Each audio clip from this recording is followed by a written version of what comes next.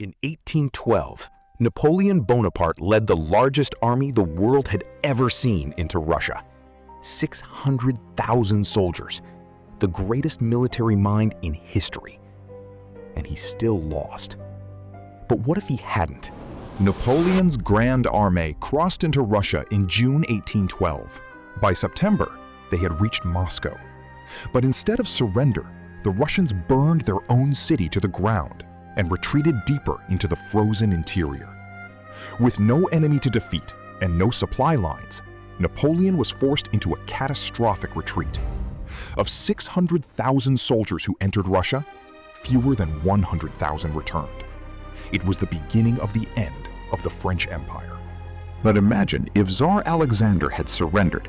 Moscow holds, Russia signs a humiliating peace treaty. Napoleon controls everything from the Atlantic coast to the borders of Asia.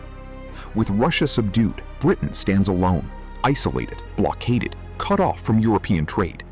Without British financial support, the resistance movements in Spain and Prussia collapse. Napoleon's continental system becomes reality, a unified European economic zone dominated entirely by France.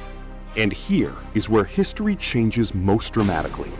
With French dominance over the continent, the French language becomes the lingua franca of Europe and potentially the world. Instead of English spreading through British colonial power, French shapes global diplomacy, science, and culture for centuries. The American continent, still heavily influenced by French culture through Louisiana and Quebec, develops a very different relationship with Europe. French replaces English as the language of international commerce. But could even Napoleon hold together an empire stretching from Lisbon to Moscow? History shows that the greatest empires collapse not from outside invasion, but from within. Would a victorious Napoleon have built a united Europe?